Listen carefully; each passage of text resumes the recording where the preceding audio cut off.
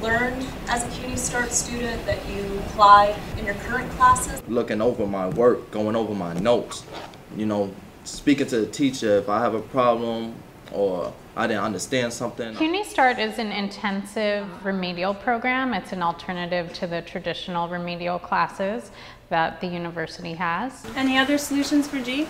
Study support. Students stay in the program for 1 semester. It costs $75, and that includes books. To either agree or disagree with their interpretation of the ending? The original intention was a program set up for students who had a lot of remedial needs. Keep the square root with the number that you multiplied. And so the idea was to create a really big intervention so that students could make significant gains in their first semester in college. So I took first the square root of 36, and Square root of 36 is 6. And as the program continued, we found that more and more students became triple exempt. And many other students, they don't pass everything, but they really make tremendous strides.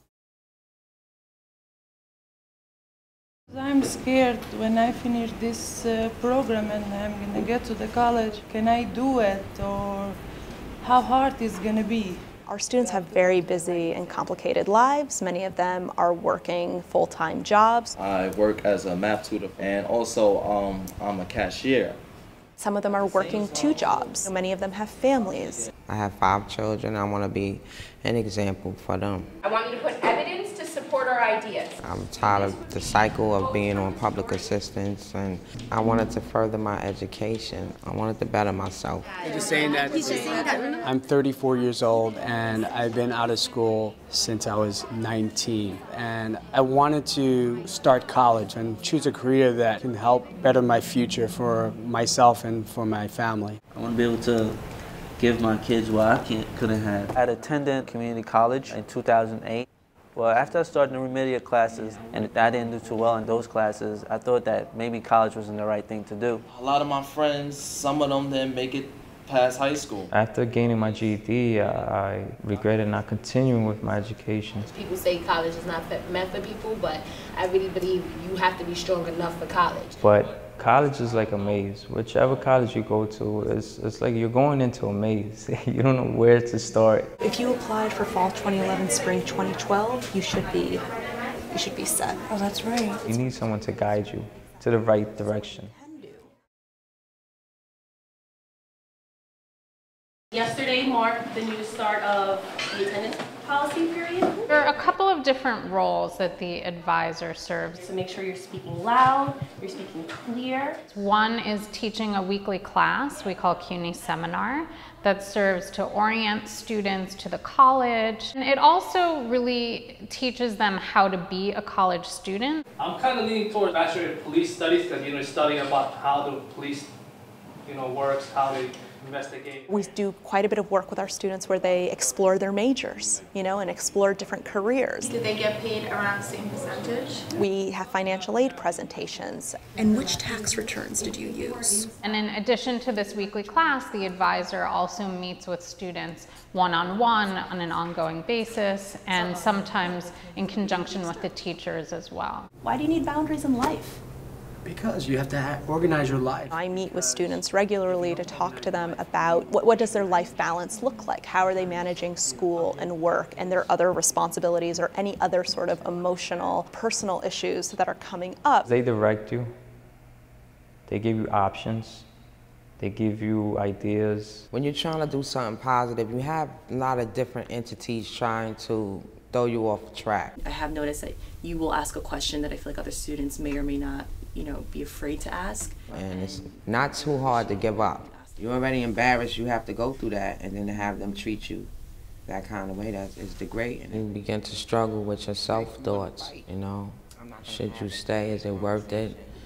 Are you gonna make it? You doubt yourself. It's not easy, to keep up with all of that in addition to school. And to have the kind words from Julianne or the concern, it makes me feel like I'm not in it alone. This tells you all the courses that you need to take. So how could we use this page with tips and this? We encourage the students to be self-reflective, and when the advisors meet with students one-on-one, they're not being prescriptive in any way. They're not telling the students how to correct some problem or how to approach a challenge. I feel I need to really look at what I'm doing. But they're asking the students how they think that they can solve those problems. By them letting me know, basically showing me a mirror of myself, of what I was doing wrong and what I was doing right, it showed me how much more work I had to put forth. It takes a long time just to get results. The advisors also spend time in the classroom so that they can see how the students are interacting and also give support to the teachers. For some people, that's what they're interested in. Because of the advisement that I get to do, I find out a lot more information about what's going on outside of the classroom. Home life, work, any financial issues that our students are facing that will affect them in the classroom, but a teacher may not be aware of that. And it's a matter of pointing out to them the very specific areas that they've progressed in. It's a collaborative effort, from all angles. We check in on a daily basis in between lunch breaks, in addition to our weekly, more formal core meeting where we address student concerns. What is 3 times 6? 18. I think it's really beneficial, to students. They see us as a team. They know that we are constantly in communication with each other. It's very clear that there's not a division between the reading and the writing and the advisement, but that they have a whole team of support for them while they're in this program.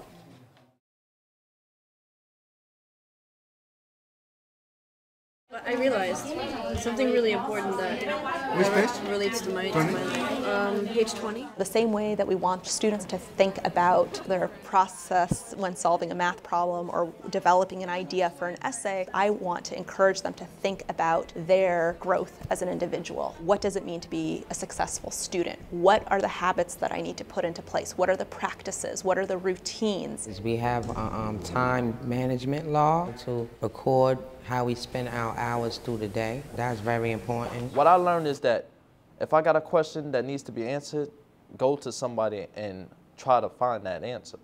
And asking questions actually helped me a lot. I ask questions every day. Okay, but in college, you have different age, I have different age, she has different age. It's not about being bright or not bright. That's really not what's going to trip you up. It's the language.